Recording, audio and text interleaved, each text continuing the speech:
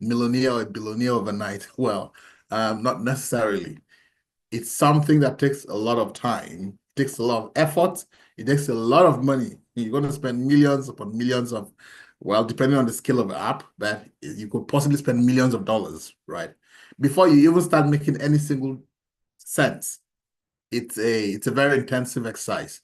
This slide shows the time it took for some of the major companies you know of to find their first customer, right? And to also the first time they felt PMF, product market fit, right?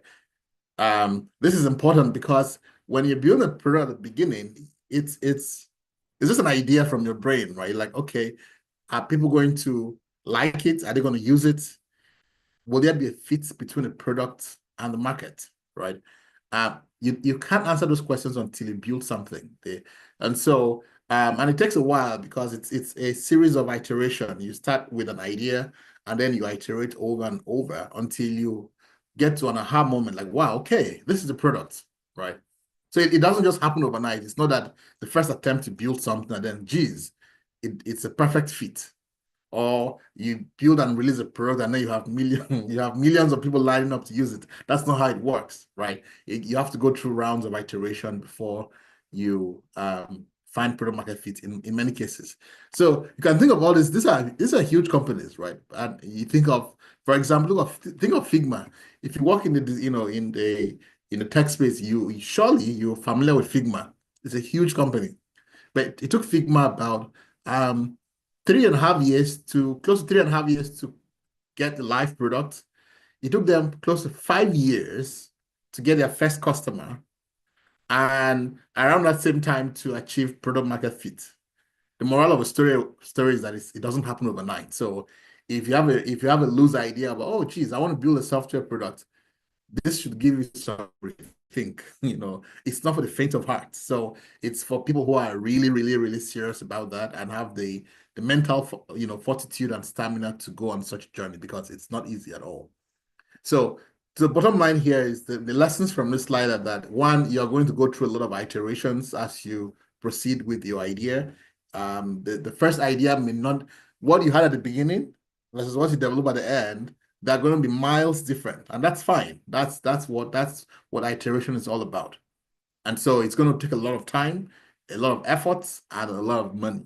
So we're going to talk about how then do you navigate that process in terms of capital, right? Because the reality is that money makes the world go round. And so no matter how fantastic your ideas are, you need money. So how do you do that? We'll talk about that slightly. Now, there's a high probability that whatever you're building is going to fail. Over about 90% of startups fail. That's a huge number. So it's a huge risk. And why do they fail? This slide shows some of the top reasons. Now, of course, depending on where you get the data from, these numbers are going to vary. But the focus is not so much about the exact numbers, but more about the overall trend and patterns. So first of all, it's a large number. So regardless of the data source where you find it, it's going to be a high number, from 70% to 80% to 90% or more. And also depends on the time window you are looking at.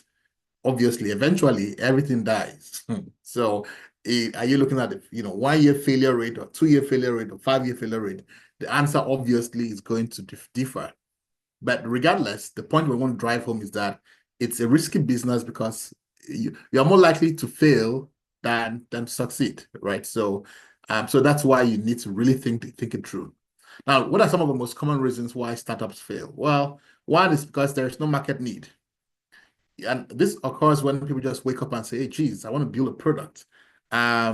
Maybe it's something they're passionate about, but beyond them, nobody really cares about that. Or they are just trying to address an issue that it's not a real problem. So if you remember, at the very first lecture, we said that there are two criteria that you must focus on when building a product. One, you must focus on solving a real problem. It has to be a real problem. You can't create a solution that is looking for a problem. Your solution, that's why we call it the solution, because it's supposed to solve a problem. Your solution must solve a real problem. And number two, there must be money in that problem. If you go about solving a problem that is a big problem, sure, but there is no money in the problem, well, that is no longer a business. That is charity. That's philanthropy. And of course, that's good. Philanthropy is good and charity is good. But if you set out to start a business, it's your job to make sure that one, you're solving a real problem, and two, that there is money in the problem. And so they, no market need. That's the, across board, the most common reasons why startups fail. Number two, you run out of cash. Like I said, it's a extremely expensive affair to build a startup, to build a product. Um, and you have to pay staff, you have to pay for cloud computing, you have to a million and one things that you have to pay. Well, at some point you're going to run out of money. Even if you had savings, it's very likely that all your life savings might run out in maybe a month or two. It's a brutal business, right? So yeah, so sometimes people just run out of cash and that's it. The whole idea dies. Then not the right team. This is a very dangerous thing. You could assemble a lot of people together and just realize that these people cannot deliver. Um, that's why you should avoid having friends or family as part of your team because it becomes like a family thing, or it becomes like you want to make sure you bring the right people to the team, and make sure these people can deliver. When you're starting very small, you can't afford to have a very large team. So every person who you're bringing in must count.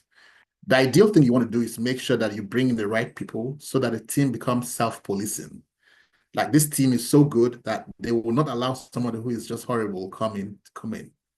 And generally, you want to recruit based on three criteria: attitude, meaning that this person has the right attitude. They understand that this is a startup, that is going to be brutal, that it's not for the faint of heart, that this is not your typical 9 to 5, right?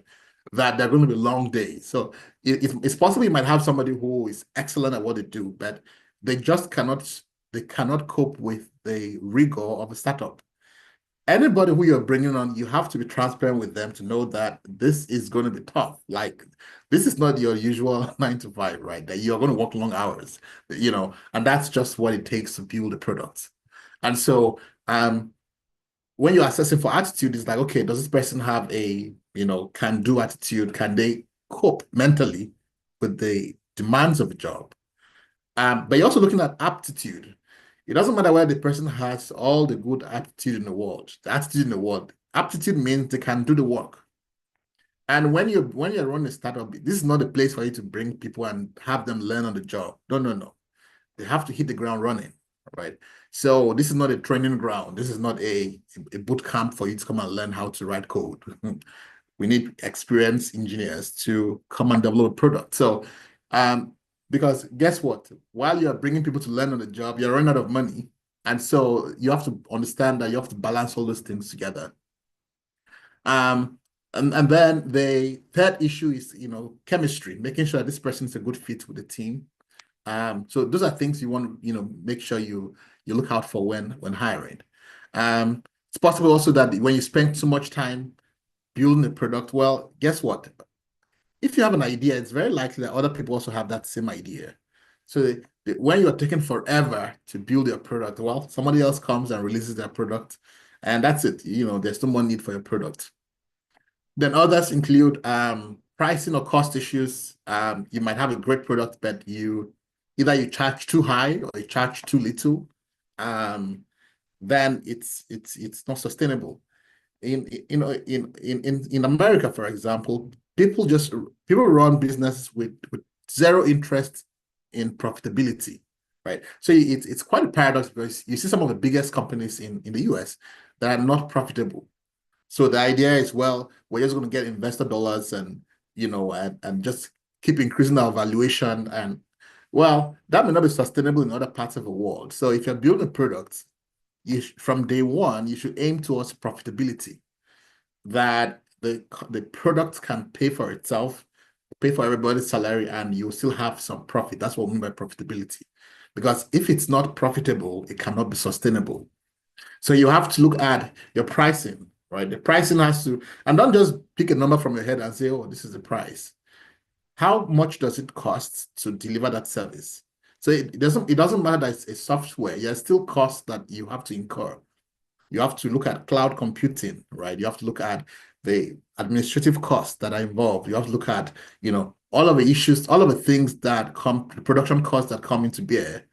And then you look at, all right, if this is a freemium model and we have free users and we have paying users, how many free users can we allow per paying user? And it's a lot of math. So pricing is not something you just wake up and just put a price and say, oh, I like this number. A lot of math goes into it. And sometimes founders don't pay attention enough to that. And then they realize that, okay, we have 1 million users, but you're not making revenue. And this is not a scenario where you're not here for a part at the back. It's not a game of endorsement where you're like, wow, we have 2 million users, but you don't have revenue. That makes no sense. So you have to pick what your priorities are. Are you trying to just get a lot of users and make no revenue? Sure, maybe I'm not sure how that benefits you. But somewhere along the line, you have to figure out how you're going to make money from the product. And then sometimes you just have a horrible product. You release a product that has a lot of bugs. It could be the best idea in the world, but if it's poorly executed, then it doesn't help anyone. That's why we say ideas are worth a dime a dozen, right? People go to extra lengths to, oh, I want to protect my idea, which I think is a very silly notion. Like, I get a lot of new founders who want to come and chat, and some of them will say, oh, I want you to sign this non-disclosure first. I'm like, that's so silly, right? It's silly because it's like, for one, it's just an idea. Number two, how do you know that I don't even have the same idea, right? And number three, it's like you are trying to protect something that has no value. There's an idea, there's a reason why the US Patent Office does not allow you to patent ideas, because you can't patent an idea because it's just an idea, Everything lies in the execution. So don't worry too much about, oh, someone is going to steal my idea. Nobody cares. Your idea is worthless, right? It can be the best idea, but it all depends on how you execute that idea. And so I'm worried less about the idea and more about how are you going to execute it. So you could have the most terrific idea and it's poorly executed because you have a bad team or because you, the founder, has no idea about this product they're building, right? I don't know if they're still going to fail because you've created a bad product, even though the idea was excellent. Other reasons are, issues of, a bad business model. And this goes back to issues we talked about, like pricing, or let's say you have a model where you are just relying on advertisements. So instead of having a freemium model, which is a combination of free and premium, you decide to say, okay, this product is going to be free for everybody. And hopefully we're going to make money from advertisements. Or hopefully we're going to get, maybe, venture capitalists. You can't run a business based on hopes and prayers, right? There has to be a plan in place and a strategy in place for you to make money. And so that's why most people, most companies die, because, there's no business model, there's no strategy in place to create funds. And then you have poor marketing. You can have the best idea, you can have the best products, but you need to market it. If you don't market it, how will people know that the product exists? So marketing is extremely important because that's how users know that the product exists. And so when you fail to market, and marketing doesn't necessarily mean that you have to take a lot of money and go to YouTube and create ads or paid ads. Marketing could just mean that you engage on LinkedIn, you engage, you have a team that does, some outreach. So it doesn't have to be you paying a lot of dollars to market the product, but you should definitely have plans in place for marketing. And then, ignoring customers. There's a concept which we call enshittification. This is how software die. At the beginning, you are very enthusiastic about the customers, and then later on you care only about money, and then everything dies at the end of the day, right? And so you don't want to do that. You want to make sure that every feedback from the clients or the users is investigated thoroughly and addressed. And then others include issues like you your product is timed. You can have the best product, but if it's released at the wrong time, well, it doesn't help anyone. Or you lose focus. Instead of focusing on this thing, you get trapped in a million things. Well, problem is that if you are spread so thin, you can't focus in delivering value. And so that becomes a problem. Or you pivot. Pivot is when you come with an idea and then you say, okay, I'm going to go this other direction because there's no evidence that this is working. But if you pivot into the wrong direction, that's bad. So we're not saying you should stick in a bad area if it's not working. You can pivot, of course, but if you pivot and you pivot in the wrong direction or in an area where you don't have a lot of expertise, that's a bad thing. Or you lack passion. This is a very hard business. Building software is hard business. There has to be something that drives you. So if you're just, superficially interested in that idea, well, on those tough days, you might not be able to pull through. And then bad location. In this age and time, it's not so much about the location you're in, it's about who your target audience is. So if you're building a product and you say, oh, my product is just going to be targeted towards, let's say, Nigerians, that's a really small market, right? So location here could be the target of your target audience. You want to have the best product will be something that is more cross-cutting in terms of geographic appeal. No financing or investor interest. Now, that's not a deal breaker. You don't have to have investors, but if you don't have money of your own, well, you want to make sure that your product is appealing to investors. Legal challenges are also a problem. You don't use your network or you burn out. Eventually, everybody burns out. It doesn't matter I don't care how tough you are, you will burn out eventually. We only hope and pray that you release your product before you burn out. But if it takes too long, then that could happen. Or you fail to pivot. So these are some of the reasons why startups fail. And then again, this is just focusing on just talking more about the marketing, right? That's several opportunities to market your product, your personal network. I think we talked about this last week, cold outbound, investor network, and so on and so forth. Now, hiring a team. If you want to build a SaaS product, you need a team. Now, at the beginning, you don't have to have everybody on a team, right? You just need one solid person. And in this case, a data scientist might be all you need at the beginning, right? So that's why we just want to just focus on this for now. So if you needed to have, if you could only hire one person, who will that person be? Well, if I can only hire one person at the beginning, I will hire a solid data scientist, all right? Because remember that at this point, all I want to do is build a prototype. At this point, I'm not yet ready to build a whole huge app with everything. And that's why it makes complete sense to say, okay, I'm going to make sure that this, but please don't just go and hire anybody who claims they're a data scientist. If you're a data scientist yourself, awesome. You don't even need to hire anybody at the beginning to build a prototype, right? If you're not one yourself, well, you can find a, reasonably priced, data scientists and engage with them. And the reason why it's because you want to build a prototype. A prototype is just a small functioning software or, part of, depiction of your app that works, right? The goal here is not that it's flashy or it has all the bells and whistles. It just works. I always prefer building prototypes in Flask, right? So Flask is a framework in Python. And so within Python, you can build, let's say you're trying to build an app that does references, right? Well, you don't need to go and hire a backend, front end and QA engineer. No. All you need is a data scientist, right? We can build a simple app and demonstrate that it does what it's supposed to do. It has a very simple UI, user interface, and you can see that, okay, when we do the references, they work as intended and everything works as intended, right? That's the proof of concept you need, the prototype you need. That strengthens your conviction that, okay, all right, now I know that this thing works.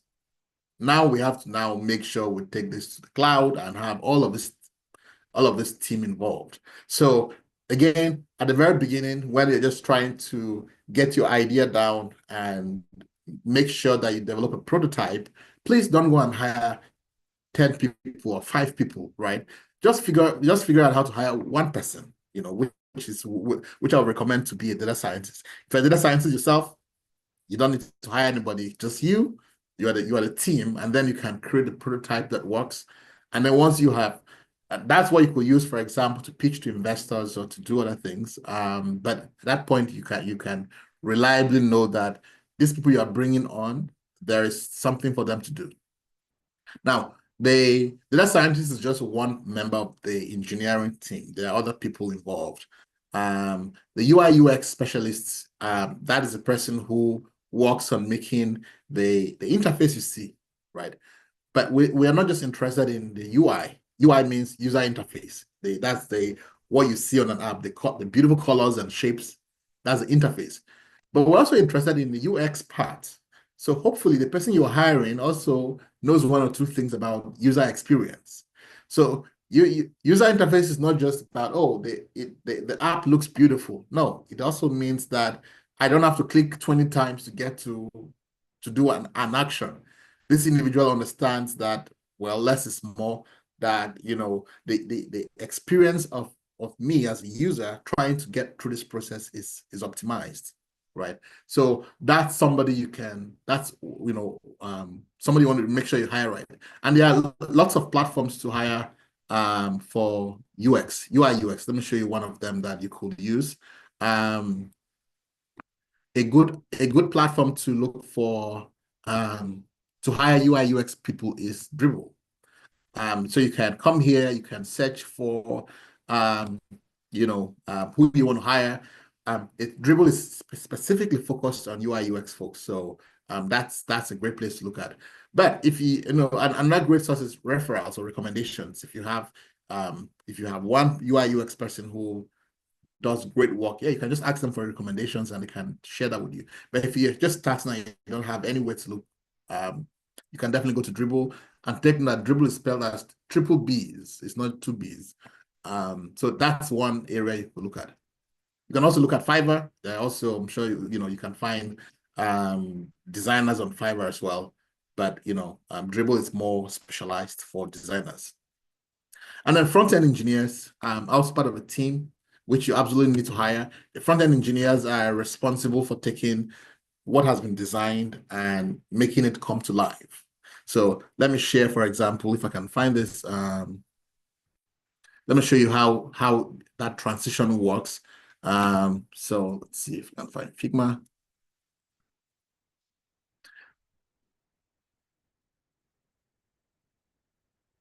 So the UI/UX folks, they will design their work in apps like Figma. Figma is an application for designing, interfaces. So after the design, the front-end engineer is, as the name implies, they work in the front end. They will take that design and make it come to life. So let me show you an example of work, for example, that could be designed by a UI/UX specialist. So let's look at hopefully it doesn't take forever to load. So when you're hiring, right, you want to make sure that you're hiring the right person. So you could ask questions. Can I see your portfolio? Please don't hire somebody without seeing their portfolio. Their portfolio is the body of work they have done. Every person who is doing work in this space should have a portfolio. So if they don't even have a portfolio, that's the red flag. Like, okay, how do you not have a portfolio, right? So you must be able to see the work that they have done and say, okay, all right, this makes sense or this doesn't make sense. So this is an example of work that a UI/UX specialist will do, right? So you can see this looks like what it will look like on the platform. But obviously it's still not, it doesn't come to life yet. This is just a design. The front end person, so when you now go to the for example,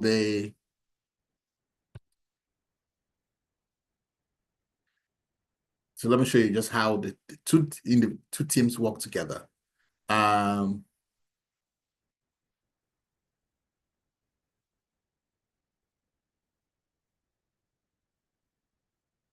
Let me log out here. So you can see how they are similar and who does what in that whole process. So you can see this is the design on Figma that has been designed by the UI/UX. The UI/UX is thinking of, okay, where do we position these buttons? Where do we position this and that, right? What would make the user's experience much more pleasurable in terms of the positioning? Should we put this button here or should we put it up there? Should we look at how will people who have disabilities engage or interact with the software, right? Do we make text big? Do we allow for, for individuals, for example, with specific disabilities like blindness, so that the app reads out specific things to them, and so on and so forth. All of that is part of UI/UX. And then the front-end developer, which is an engineer, will take that work and implement it, right? Using specific programming languages like, React or, HTML and many others, right? So this is where the front-end development comes in. So, but like I said earlier, at the very beginning, you don't need a whole lot of people, but when you eventually need to hire, you should know who you are hiring and what you need them for, right? So UI/UX specialists, you absolutely need them because they would create the interface. You don't need to hire a whole lot of UI/UX people. One for a small project is more than enough. Front-end engineer, depending on the scale of a project, you might need, one or two. Now, if your project is just a small app, like maybe 10 pages, 20 pages, screens, that's relatively small. You don't need more than one person to do that. So the front-end developers are responsible to make sure that they take the design that has been created and implement it on the web, right? They're also responsible for validation. So if you enter a wrong number, or if you're supposed to enter a particular password and you enter a wrong password, they will say, oh, this is wrong, right? So we'll call those things validations. So they're responsible for all of that. Now, the backend engineer is responsible for, as the name implies, everything in the backend. So whenever you save, if you are ever working on a website or a platform and you have to submit something, like submit some data, obviously, what you should be thinking is, where is the data going to? I just submitted my name or something, right? Where is it going to? Well, that's what the backend does. The backend is responsible for managing all data that are collected on the app.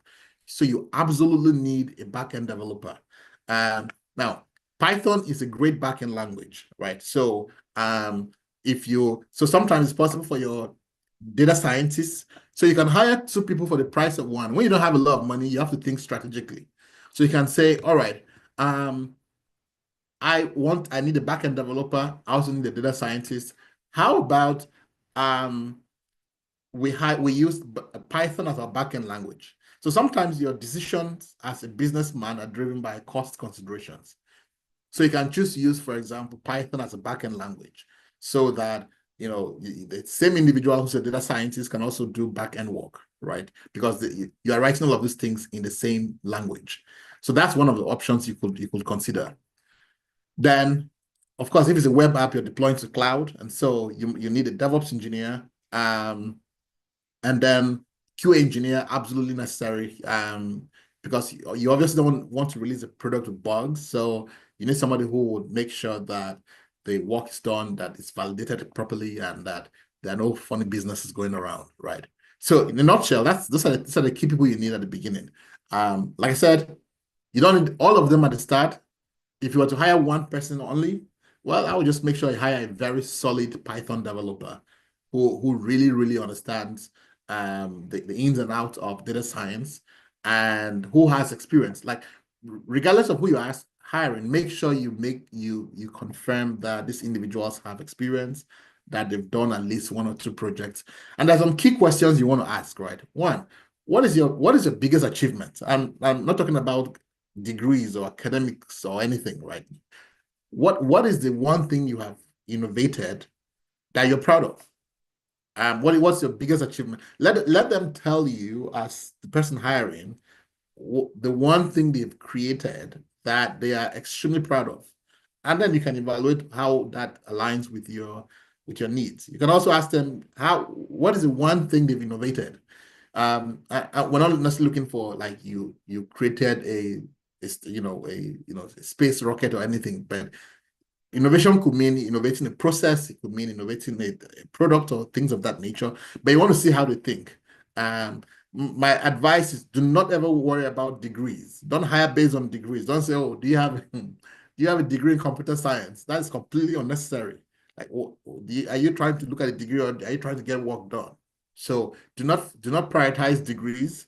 You might have people who have all the fancy degrees that they have, but they cannot do jack. That's obviously not what you want. And conversely, you can have people who have never gone to school, who are self-taught and who will do excellent work. So do not hire based on academic credentials or degrees. Make sure you look at the portfolios and you have a good, solid interaction with them to make sure that they're good fits and that they have what it takes to build a product. So what are the steps to build a product? So you have this idea and you want to build. What's the first thing you should do? Well, planning. What does that mean exactly? Well, planning means you sit down and say, okay, this product, one, has somebody already built it already? If somebody has built it, why do you want to repeat what has already been done? If somebody hasn't built it, okay, what exactly do I want to build? What's going to be the scope, right? And then that's where you want to start from. So the planning phase is very important, where you're defining all you want to do. This planning phase is also where you have to do a lot of documentation. You have to write a lot. You have to take the ideas from your brain and put it down on paper. Because remember, you're going to hire people, right? You're going to hire engineers. So here's the worst idea. This is how you're going to know that a founder is not a serious founder. When you're having meetings with engineers and you say, oh, let's jump on a meeting so that I can explain to you what the app is supposed to do. No, they all can read and write. How about you prepare extensive documentation about every single thing and they go and read it, right? So you cannot run away from documentation as a founder. You have to document over and over every small detail, right? Like, how is this app going to work? Like, even if you're not a technical person, you still have to put down your ideas, and not just broad ideas. The devil is in the details. So put down great details on how you want it to work. Now, you can also do wireframes. Wireframes are a rough sketch at the beginning of what you want. So let me show you, for example, with the Chisquares platform at the very beginning, what that looked like. Like I said, could end up being a very far cry from what you have eventually, right? So don't worry about making it nice and fancy, right? Just put down your ideas down. Say, okay, all right, here we want to make sure that it collects both cross-sectional data and longitudinal data. And then eventually, this is what you're going to give to the designers, right? But not just the slides. The slides must be accompanied with extensive documentation as text. Okay, this is how it's going to work from point A to point B and all of that. And so this is what a wireframe could look like, where you are putting down your ideas and, in as much detail as you can, right? It doesn't have to be nice or pleasant or fancy. That's not the whole idea. And you don't have to go and use a fancy software. There are thousands of software for wireframing. No, you don't need all of that. You can use PowerPoint and just put down your ideas down, right? Again, like I said, at the end of the day, what you design at the beginning is going to be quite different from what you eventually build. But this is a start. This is an important start in putting out those ideas on paper and making sure that it's captured appropriately. So that's the first step in the process, where you sit down and plan.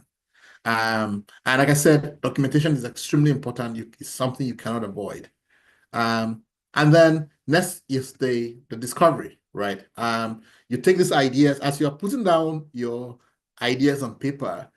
That process is very helpful because right there and then you start running into roadblocks. Like, you can say, okay, I want to offer incentives. I want this platform to do X, Y, and Z, right? Then the question is, how is that going to happen, right? Because there are only two ways to make something happen. It's either you build it yourself from scratch or you integrate. Integration simply means that somebody else has solved the problem somewhere else, and you're taking your solution and plugging it into your app, right? So those are the only two ways you can do it, right? Either you solve a problem from scratch or you integrate. And then you start realizing that, okay, I really wanted to do this, but I'm just realizing that there doesn't seem to be a third-party solution and we can't build it ourselves either, right? Well, then that idea is dead on arrival. You have to remove it, right? So that's the beauty of documentation. As you're documenting, you start realizing that some things are just not going to work out. And that's fine. You take them out. And then the next step is the design of application. Like I said, you can use Figma and start creating your designs. You want to hire obviously a UI/UX specialist for this, and you want to make it as a teamwork, right? One of the things you really want to avoid is having a tada moment where somebody works in isolation for weeks or months, and then they now present the work and it's like, okay, this is quite different from what we had in mind. So to avoid that, you want to make sure that, number one, there's clear documentation. The designers shouldn't just go and start figuring out things on their own. The designers should work with clear documentation, right? So before you even design and before you even say, okay, let's go and design this, it's your job first to make sure it's clearly documented. Every single thing is there. And this is where you should absolutely use AI to the extent possible. ChatGPT, Grok, or any of the other apps are just excellent for this. All you need to do is, here are some absolute features that you cannot, you absolutely must use in your work. Let me show you some of them and how you can use them. So you have Microsoft Word, right? Microsoft Word has an excellent feature here called Dictate. So just dictate all of the features you want to create, right? You don't have to worry about the dictation sounding right. You just have to worry about, okay, I want to take the ideas from my brain and put them down on paper. So you see, it's taking down the notes as I speak. That's what you want to do. Once you're done with that, you take this dictation you have created and take it to ChatGPT and say, create documentation for me so that my software engineers can implement, right? And also create wireframes for me. So ChatGPT will do is it's exceedingly great at that. It takes the information you have given it to create excellent documentation for you. Make sure you tell it to include validations and to create a mock wireframe for you. Of course, please don't just take what it has given you and go and give it to your engineers, right? It's your job to make sure you review it carefully to make sure that it's aligned with what you're trying to do. So it creates the documentation, it creates validation. Again, remember, validation simply means that as we're creating the app, we want to say, here are checks and balances that we want to put at specific places, right? And so it will suggest all of those validations for you, and it will now create a wireframe. When your designers then come to create the app, they will then use those wireframes to create the screens on Figma or wherever they're using, right? But it's your job. In fact, as a policy, you should make it a matter of policy that no documentation, no designs, because that saves you time. Imagine if your designers went and designed something based on their own ideas, and then now have all this extensive back and forth. Oh no, this is not what I wanted. It's like, okay, am I supposed to read your mind? It's your job to make sure there's clear documentation. So you are the expert. So act like the expert, create documentation, and then make sure that you document it clearly, that it's written for everybody, and that it's well versioned. So, and you should also have a standard naming convention for files so that nobody's confused, because you might end up having so many versions of the same document. So you should have a naming convention that you use to prevent miscommunication. So it could be something as simple as name of file, like for example, documentation on login, version 1.0, dates, whatever the date was, and the name of the initials of the person who created it, right? Every documentation should also have an owner who owns this document so that it's clear who created it. But these are just some minimum standards that you want to put in place when you documenting. So all of those will be the application design phase, right? So you document, your UI UX specialist creates it. Now, when you're also creating design, it's not just you and the designers. Make sure that the engineers are also in there, right? The backend engineer, because remember that the engineers are the ones who are going to implement this design. It helps nobody for you to create a design and then the engineers have to now say, okay, this design is not going to work for us. Because remember, the designers don't write code. They can make anything look very sophisticated, right?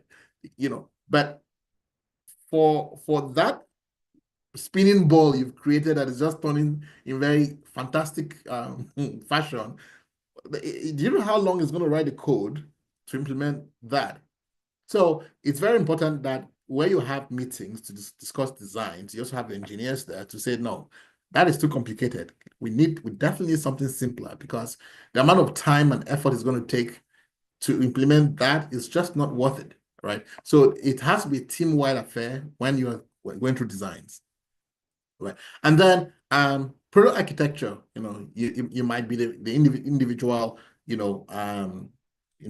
charge of architecture. This is kind of a wrong skill. This should come before. It's one of these charts I just grabbed from the internet last minute, but it's definitely not a nice flow. So you want to architect the solution before you design it, obviously, and then it's implemented, and then you test it, right? Testing should be one of the cultures you need to ingrain in your company, is that it is everybody's task to test. Sure, you might have a QA team, but I absolutely believe that if you wrote the code, it's your job to test it. How does somebody write code and somebody else test it? So it's that, no, that doesn't make any sense. Of course, the testers have to do their work, but engineers are primarily responsible for testing their code. And so that's the culture you want to really imbibe into your team. And then, maintenance and maintenance. So in a nutshell, right, what we're trying to say here is that whatever idea you have in your mind, you should sit down and put it on paper. That's the first step. So all of this complexity is to simply say that put it down on paper first, all right? Create mock wireframes. And sometimes for people who are visual, I think it's more intuitive to take a PowerPoint, create the slides from beginning to end, and then as you're creating it, it's becoming more and more well-formed in your brain. It is now easier for you to even then take those screens and then create documentation. And this is, again, learn how to use ChatGPT to make your life easier. If you created screens like PowerPoint slides, you can simply upload those PowerPoint slides into ChatGPT and tell it to write documentation based on those slides. It's going to write fantastic documentation. Obviously, you're still going to have to edit it, but that gives you a very clear first version of what to start from. So we have to learn how to work efficiently. It's not every single thing that you have to do yourself manually. So learn how you can use AI for just manual tasks that can easily be done by ChatGPT, and that will save your life quite a lot. I use ChatGPT so extensively because there's no day I don't write like tons of documentation. If I were to do that manually, it would take me a lifetime. So my most commonly used features are the dictation feature in Word, which I use religiously, and AI I just take that feature. I don't even have to edit my notes, my dictations. I just dictate and then just paste it into AI, and it does the rest of just formatting and all of that. So I think that's something you definitely want to learn how to use and become proficient in. Now, working as a team, you're going to work likely with people who are remote. So one of the things you want to do is to simulate an environment that feels like everybody's working in the same place. So one option is to create rooms, either on Zoom or on whichever software you're using for meetings, whether it's Google. Google has free meeting rooms. But you can create, for example, a general meeting room, a back-end room, a front-end room, design room, war room, innovation room, so that it's easy it creates an illusion that you're working almost like in a physical location. So you can say, okay, we're going to meet, 2 p.m. in the war room, right? So it's like, oh, wow, it creates that, because it's one of the hardest things to do is to have a team where people are, some are in Russia, some are in, Ghana, Nigeria, South Africa, wherever, and to carry this team as one single functional unit. So you have to think of ways to do that in a way that makes sense. So that's very important. Now, I really must emphasize issues of management because you're not going to have a product if you don't have a good management system. There are two ways of running a tech company. One is run it in manager mode, the other is run it in founder mode. Manager mode says, well, I'm just a manager. I'm going to hire these fantastic people, and I'm going to give them a big picture of what we're trying to achieve, and I'm going to leave them to do their job, and I'm going to check in with them maybe once a month to see where we've come. Now, on paper, that sounds so good because it's like, oh, we have these great minds and we allow them to do their work. And in reality, it never works, right? So if you can avoid it, manager mode is a horrible way to run a company, a tech company, especially, at the startup phase. Um, if you're a founder, you must run the company in founder mode. Founder mode means that you are deep in the weeds. Like, I'm not sure where micromanagement got a bad rap, but in some cases, you have to absolutely micromanage. In other cases, you let things move as the wheel. But building a tech company is not something you do from afar. You have to be deep in the weeds. And I think I wonder whether it's possible for certain products that if you're not a tech person yourself, I really wonder how you're going to make that work, because in general, yeah, engineers will come and tell you, oh yeah, that's not possible. We cannot building these things is not possible. And if you're not a tech person yourself, you're going to say, oh well, sure, it's not possible, right? But founder mode means that if there are problems, right, you're not waiting to be told the problems. You are aware of them.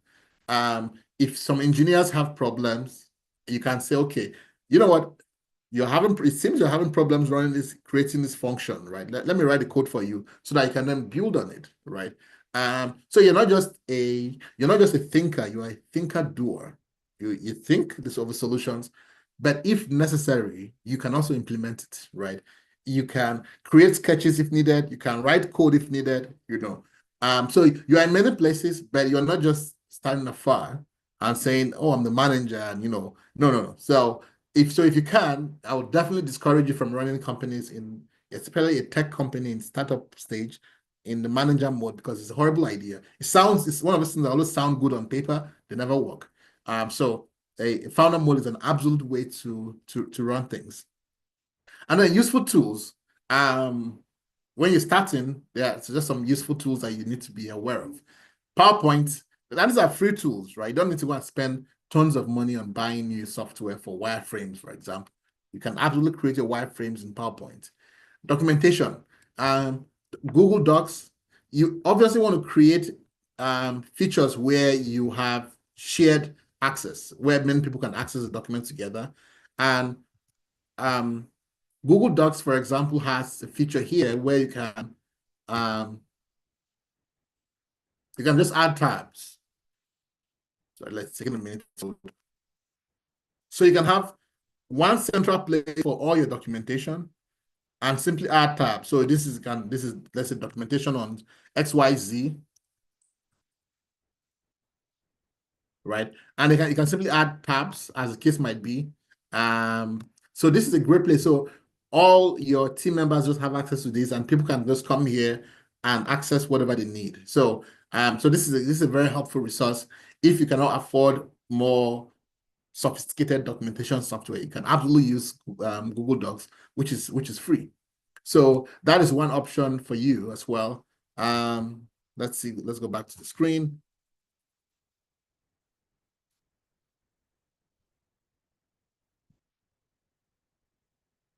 Then GitHub. Of course, if you're talking about SaaS as product, so there needs to be one single place where everybody's code is managed centrally, right? And so that's what GitHub does for you. WhatsApp is great for messages. So if you especially if you're in different parts of the world and you need to be on the same place, Slack Most teams prefer Slack because Slack allows you to have communication in subgroups, right? And so I might, for example, want to send messages to everybody, or I want to send messages to only the front-end engineers, only to the back-end engineers, only to QA engineers. Slack allows for that kind of the differentiation, and the messages persist. But whatever you do, you want to make sure that whether you're using WhatsApp or Slack, you ensure that individuals realize that it's a responsibility to secure messages, because most of these platforms, after a while, you may not be able to access files anymore. And so that becomes a major risk for the company, right? Because it's quite a shame if I share documentation and you can no longer access the documentation, and for whatever reason I no longer have it. That's a very careless way of building a product. But anyway, ChatGPT, I cannot emphasize it enough. You have to really, really immerse yourself in using ChatGPT for documentation and for a million other things. These are the things that AI was designed for, right? And so use it extensively. If you're not comfortable with it, just practice dictation, right? If it's one take home from this, learn how to dictate notes and learn how to use ChatGPT to really beef up your documentation in a way that is very complete. And then ClickUp for task management. This is a great app that there's also a free version of it that you can use. So so you can assign tasks and you can follow up, manage tasks. You can take notes, you can create documentation, and so on and so forth. People, so it's great for managing tasks without having to follow up people and say, hey, where are you on this, right? People can do the task, check off as completed, and it's just a very seamless way of creating and managing tasks without having to breathe on people's necks. Then Google Meet. So you need to have meeting room. So you can use Google for that, or if you have the funds, you can use other channels like or Zoom or many others. I'm sure there are other features. And then, like I said, Microsoft Word. All right, I don't want to talk all alone, so I'm going to stop here and have ample time for questions, so that if you have any questions about any phase of the SaaS process, I'm going to be more than happy to answer them for you. All right, so question time. Thank you very much, Prof, for the brilliant presentation as always. But Prof, before we move to question and answer, I want you to elaborate on your LinkedIn post in defense of the p-value and why we need 1,000 signatures. Oh, okay. So the last major letter that was written in the scientific community was a letter that was against statistical testing, right? And more or less against the use of p-values or statistical significance in research. Now, as an editor-in-chief, I believe in allowing individual liberties, right? We can make recommendations, but sometimes when they become too restrictive, then that's no longer a good thing. And since then, there's been a lot of movement towards banning of p-values. Now, am I a big fan of p-values? No, I'm not. I think that they are highly abused, but I think that the fact that something's abused doesn't mean you ban it. It means you educate around it. It means you empower people to know the limits of its use, right? So this letter is simply it's simply a response to all of those developments in the scientific community to say, one, we should, unless absolutely necessary, avoid things like ban, because yeah, a ban is a very heavy word. For you to say you want to ban something, it has to be really, really bad, And so it's first of all saying that we really want to stay away from bans, because bans in their very nature are very authoritarian. And so that's one thing. And then number two, recommendations for best practices on how we should use p-values in research. And so this is a response to that original letter. The original letter had 800 signatures. So that's why I want to say, okay, at least want to aim for 1,000 signatures to this letter as well. So in my post, the letter is included in the post, and you can simply be a signatory by just putting your email, your name, and your affiliation in the comment section of that post. So what we're going to do is we'll take that letter and publish it, and all the people who are signatories will be like co-authors of that letter. So a letter is a special form of communication in journals too. And so we're going to publish it in the Journal of Tobacco-Induced Diseases.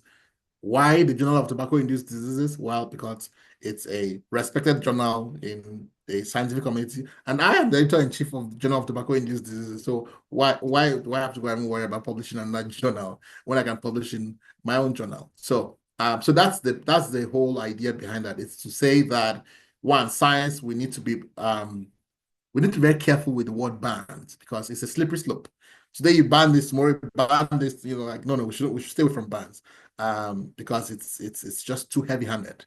There has to be some room for individual liberty, and all we should do is set up the standards and explain the right and wrong way and educate people, and then hope that they do the right thing, but not just come out and ban things.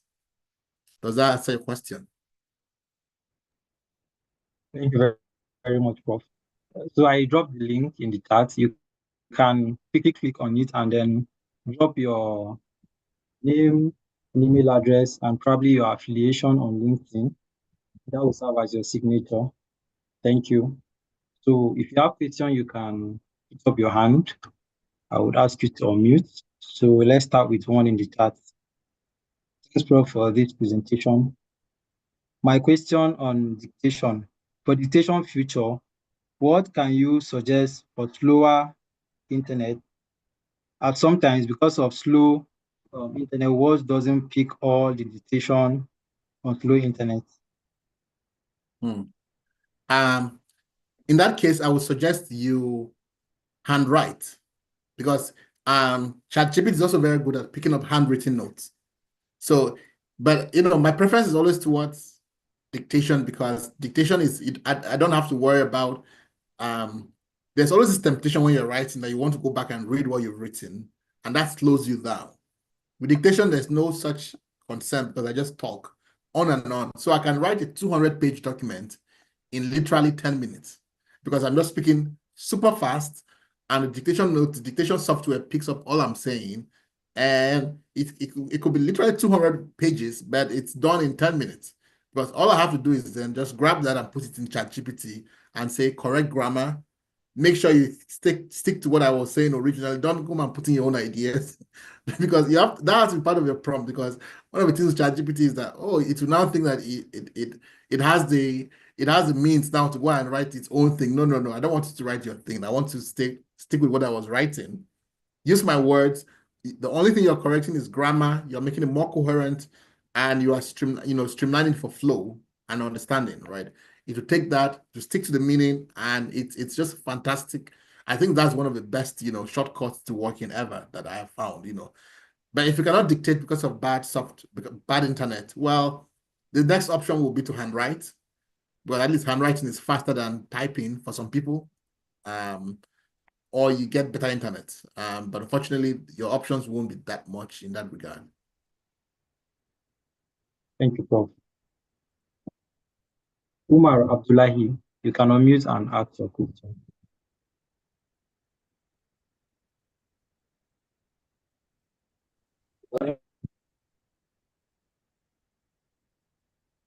Umar, are you here? Can you hear me? Yes, Yeah, clearly. Thank you, Bob. Earlier, before you made mention on 3 criteria of hiring. You said number 1 is attitude, and the second one is chemistry. So I lost on the third one. Thank you. Please, can you explain again that criteria for hiring? Thank you. Yeah. So I said attitude. Then the second one is aptitude. And then chemistry. So this one, attitude means can they do the job? This one says, Will they do the job? And it says, can we work together and not kill ourselves? Right. Those are very important, right? Because it's yeah, you need to make sure that it's all three things have to check. I'm not sure how you're going to work if all three things don't check. They need to have aptitude, right? And for me, all three are not equal, right? For me, I prioritize, optimize attitude the most. You can be the best engineer. I do not care. If you don't have good attitude, then we can't. It can't work, right? Chemistry is important, but it's not the most important because we don't have to be best friends to do work. But attitude is so important. You need somebody who is a good fit culturally with the team and who has, who's not toxic. And attitude also is very important in the issue of toxicity, because one of the problems with the better an engineer is at what they do technically, the higher the risk of that person being very toxic, right? Because they're extremely good at what they do. It becomes, there's always that increased risk. Now, sometimes as founders, you always have this fear, like, geez, this person is absolutely the backbone of this product. I just have to tolerate their bad behavior, because if they leave, that means that we're screwed. You can't do that, right? Because now you are now putting the product above the team. The team always wins. The team should always win, because you cannot replace the team. We can always replace the product. We can always create a new product. But your biggest job as the founder is to build a team, not to build a product, because it is a team that will deliver the product. So when you have a case of an excellent, a very, very smart engineer who is toxic, you have to handle that really fast, right? You have to help them improve, but if it's clear that this person is not improving, well, you just have to let them go. So attitude, aptitude, and chemistry are things you really want to focus on when building your team. Thank you, Prof. Charles, you can unmute. Okay, thank you, Prof. From the beginning of these sections, it was more or less like I was sleeping and you woke me up. I had a couple of things, in my bag, and I locked the bag. So it's more or less like this session just unlocked this bag for me. And thank you so much for this wonderful opportunity. Just to reiterate some of the things you've said, especially for the ChatGPT, a lot of us don't actually know to the extent, this particular platform can help us, reduce, like you said, the number of thinking that we do, as much as it's not replacing us, but just like to help us to kind of like a lift, you are going to 10th floor and you are entering an elevator. It's just to help you to move to the floor faster, so we are not harnessing it, especially using a good prompt, to get out, good content that we can actually review.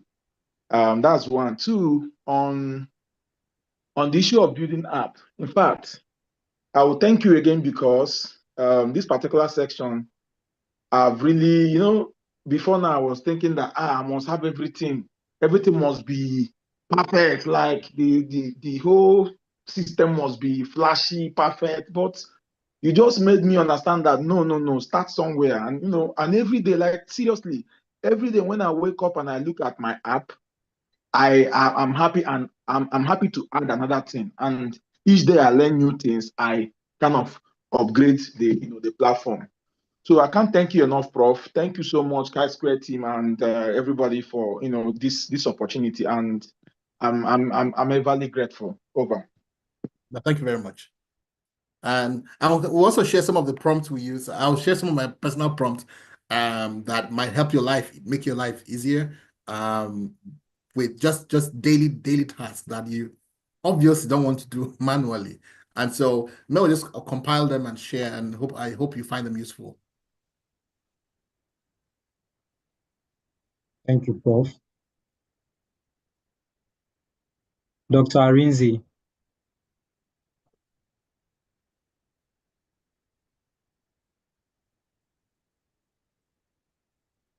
Hello. Hi.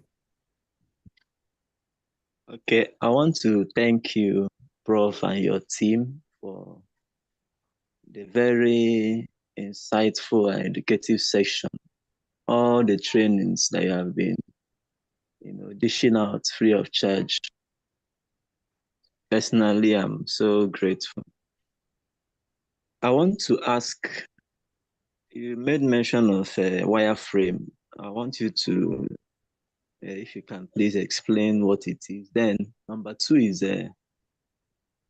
you said something about not patenting ideas, that you are not allowed to patent ideas. So at what point do you protect your product or your idea from maybe copyright or theft? Is it not possible for the people you share it with to steal what you have? So if you can throw more light on that, thank you. All right. So I'll take the first question. So a wireframe is a very simple flow of how the stuff is supposed to work or look like, right? With a more heightened focus on the functionality than color. So in a wireframe, you're not worried about, oh, let me add color and let's make it flashy. No, no, no. A wireframe is simply supposed to show to others how it's supposed to look and how it's supposed to work, right? So there are many apps for wireframing, but the point I was trying to make is that you don't have to worry about at the beginning. You don't even have a budget for all of these things here. So don't worry about, oh, I'm going to go and get this app to do wireframing. Just use Excel. PowerPoint, right? Use what you have. Because sometimes in the hopes of doing, flashy things, we just postpone things. The most important action is to do it now. Just get it started. And so a wireframe essentially is that ideation, that rough outline of how the thing is supposed to look like and what it's supposed to do. And so you can use PowerPoint, like I said, each page of a PowerPoint could be the next screen. And, and then when you have finished, first of all, it helps you to solidify the idea. And then, it turns the idea into at least a process, because a software is simply, a whole bunch of screens put together in a process, right? And so that is what it does. Now, regarding the question about ideas, number one, I will encourage you that don't worry too much about, oh, somebody's going to steal my idea, right? And absolutely do not, if you are meeting somebody who is supposed to help you with developing the idea, I think it's a really, really horrible, it's a really horrible approach to say, oh, you have to sign a disclosure. It's like, nobody's going to sign that, right? Because it makes no sense. Now, if you cannot patent an idea, your question then is, what do you patent? Well, the way a patent works is that you have to describe a process, right? In the US, for example, like we filed about a dozen patents, for example, in Chisquares for different things. How it works essentially is that you can't just say, oh, I have this idea, right? You have to put it on paper how it works. So it's not that, oh, I have an idea that I'm going to send people to Mars. Okay, how is it going to work? Step by step by step. Now, there is a danger of, you can see how that in of itself presents a danger. Because now you've taken that idea, you have put it step by step by step, which means anybody can go and copy that idea.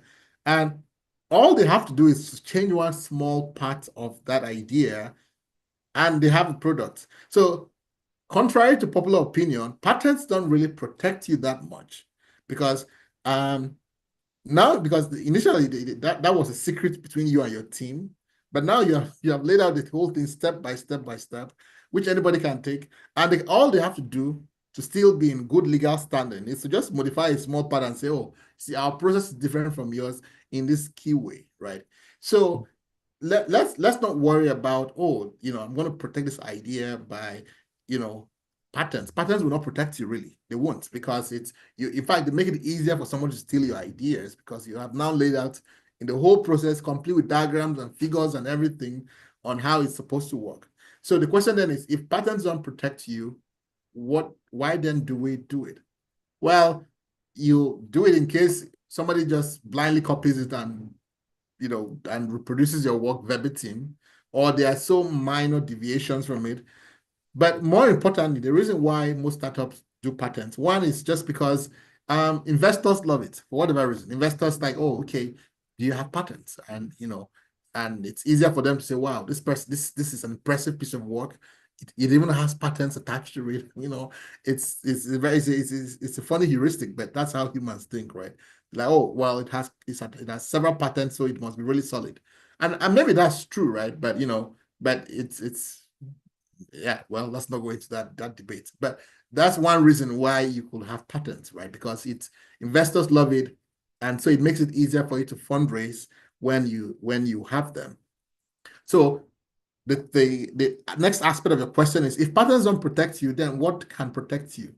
Well, what can really protect you is to build things that have a defensive moat, right? A defensive moat simply means that the idea itself is so substantial and so complicated that anybody who tries to attempt to do that, all we're going to tell him is like, well, good luck, and because it's not an easy idea to pull off at all, right? It's complicated. So you have to worry about what are the barriers to entry for this product.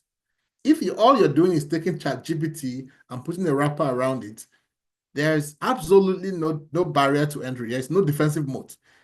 The next guy can come over and write your app in 24 to 48 hours. So I think the issue is, I think a litmus test for you to assess is, can your app be written over in a weekend or in a month?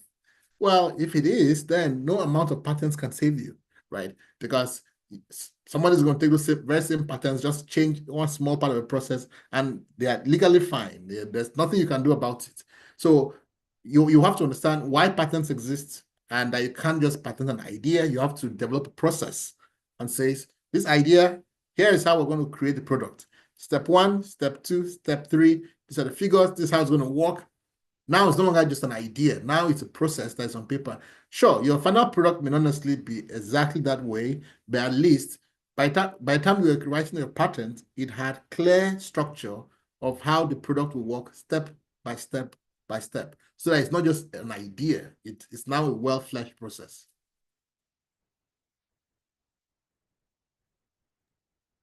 Thank you very much, Prof, for that elaborate response.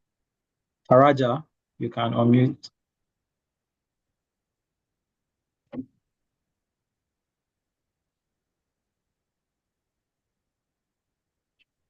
Faraja, are you here?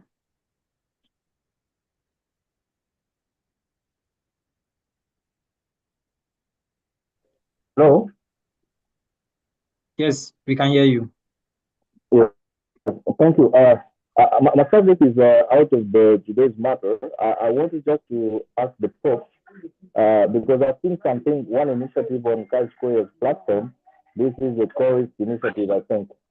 So I subscribed on this initiative. I think it's about gathering 10,000 researchers across the world to make these networks. So I've subscribed, but I didn't get any feedback, any receiving message. So I need to know what's the next step and to which can I be waiting for. Yeah, chorus initiative. This is my question, Prof. I'm sorry, I'm out of the subject matter.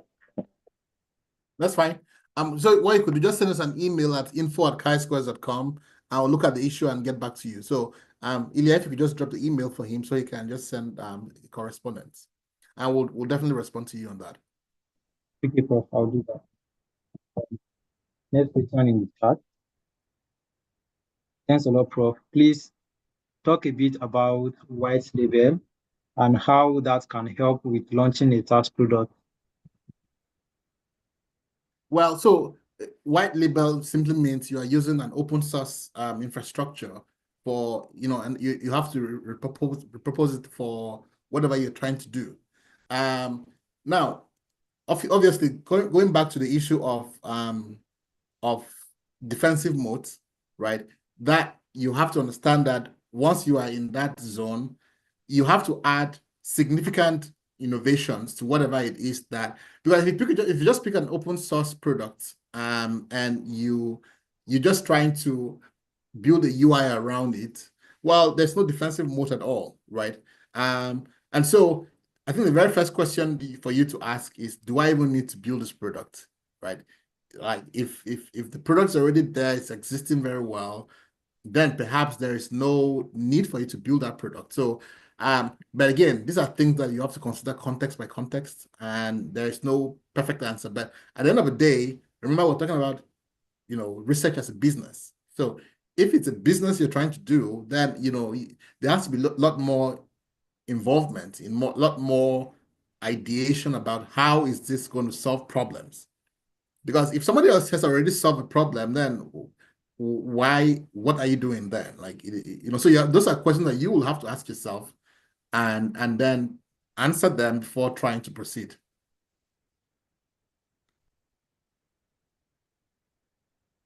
Thank you, Prof. Okay, one participant said, I guess the next session should be on prompt engineering from Prof. So we can definitely add that in a future session.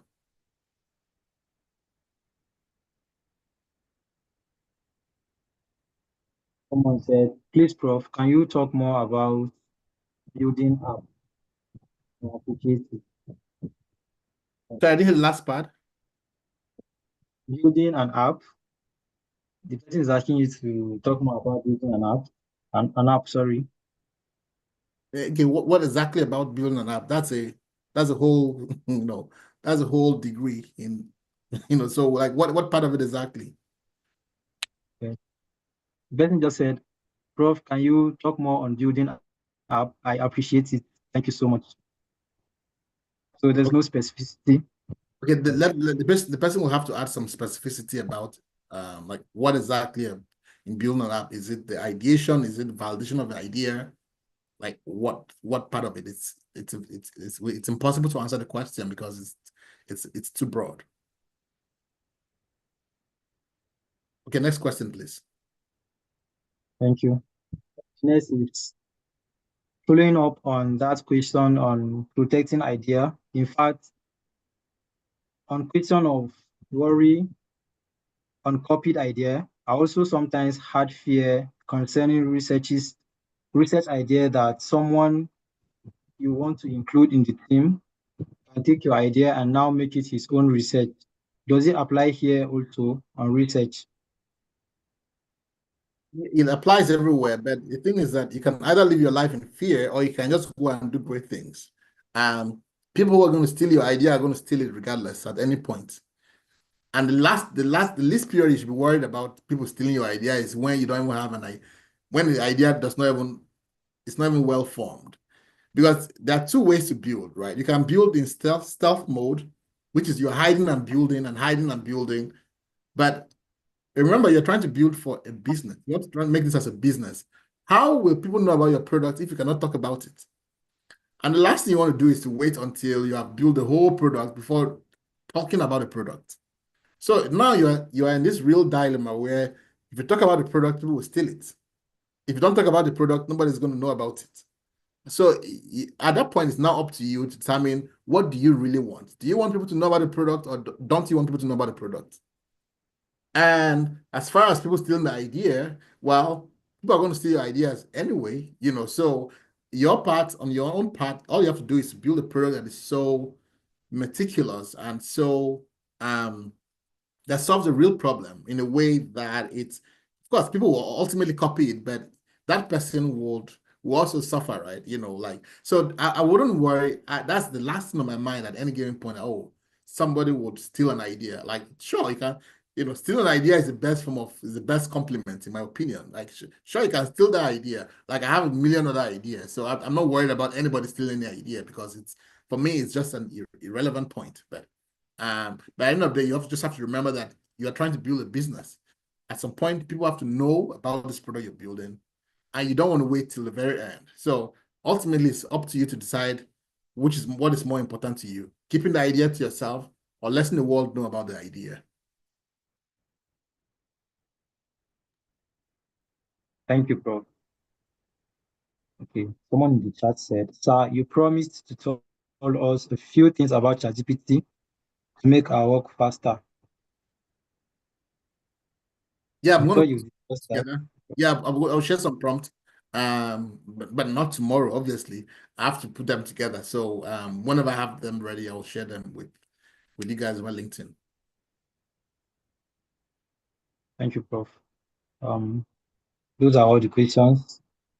Okay. Please, if you have questions, you can raise your hand before Prof leaves.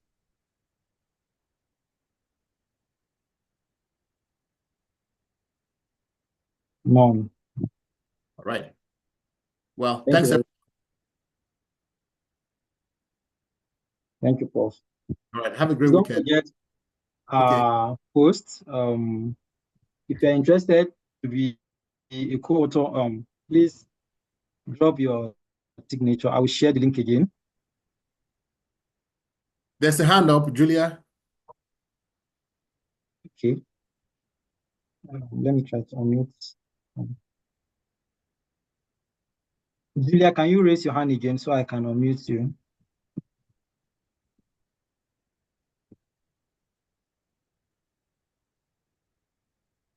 Can unmute now and speak. Hi, good day, everyone. Professor, I have a question. Where can one go to search for successful research e-business, or do you have that data that you can share with us? It's kind of hard because different companies, different people define success differently, right? So there are several platforms that have a list of all types of startups or companies, and then you can filter by different categories based on what you define as success. For example, you might define success as startups that have survived for 5 years, or startups that have X number of employees, or startups that have raised so and so capital. So there's no one standard definition of success. So that's why it's so hard to have that kind of list, because the list will change based on whatever definition of success you're defining. Yeah, I don't know if that makes sense. So what I can do is share a list of where you can look for startups of different types, and then you can filter based on your definition of success.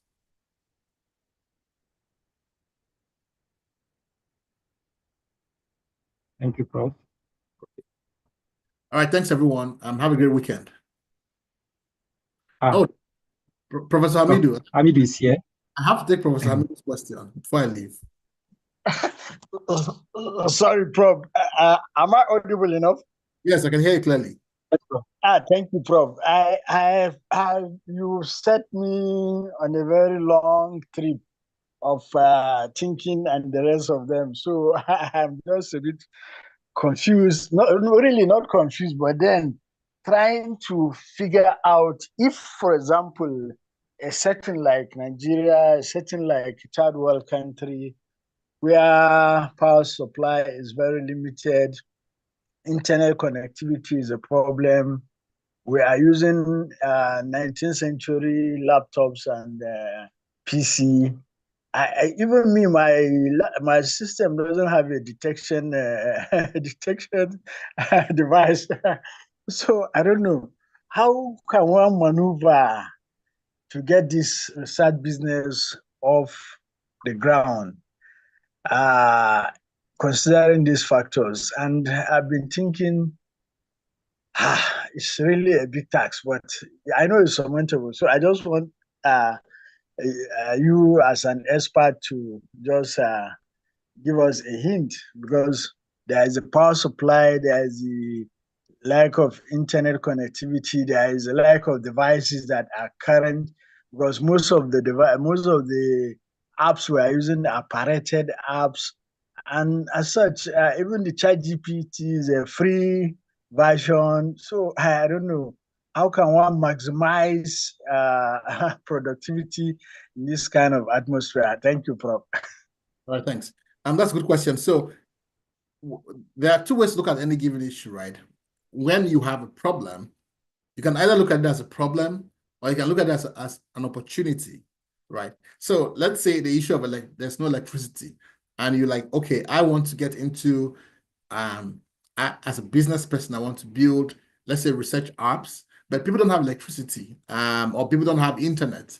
So what do I do? Well, that from the perspective of a problem, the only solution would be to say, well, I cannot do anything, so I have to just go home.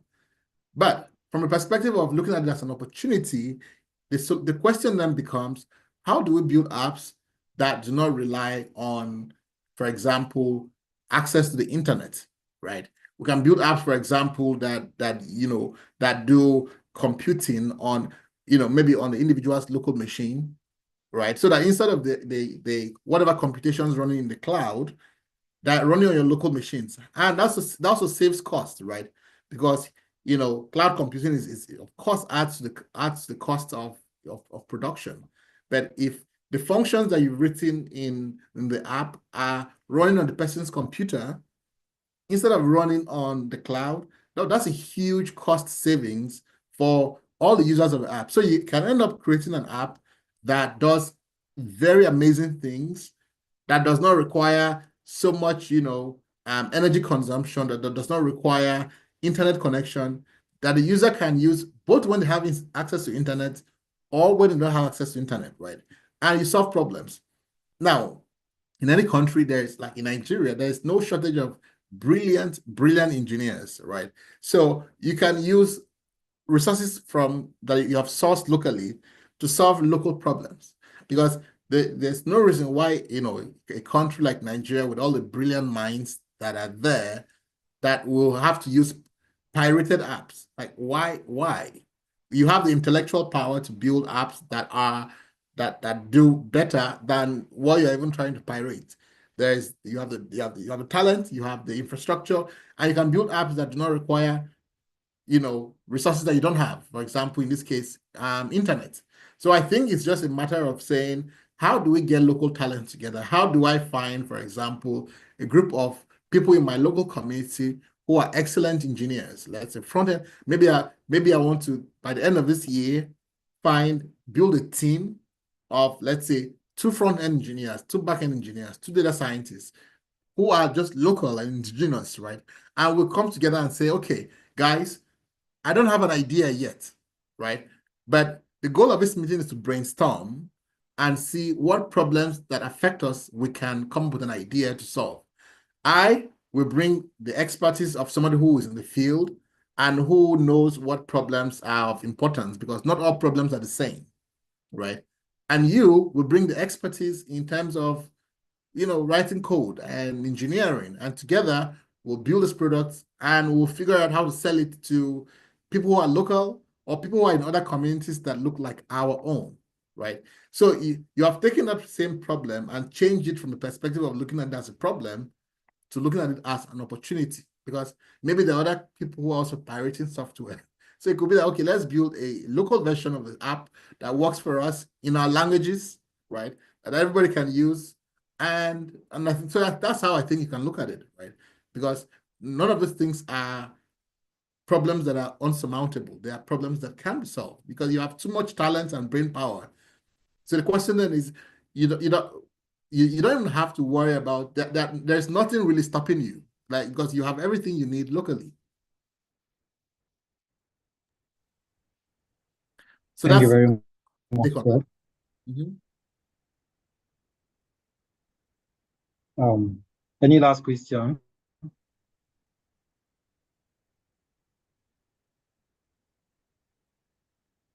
All right, I think you are free to leave, Prof. Awesome. Thanks, everyone. Have a great weekend. Thank you. You too, Prof.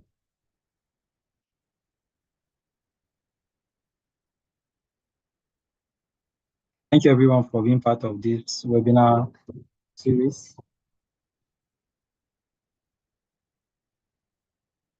Today is our last day ensure you complete the attendance if you've not done that for today. And of course, if you are interested in being a co-author for the defense for p-value, kindly click on the link and supply your credentials under the post on LinkedIn. I will share that link again.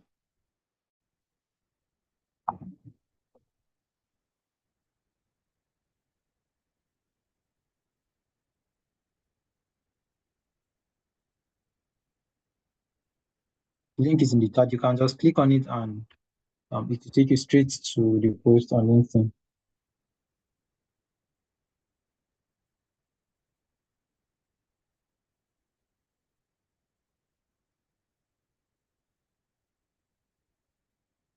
You can also repost so that other people would get to see it and provide signatures as well. Please ensure you take the attendance before you leave.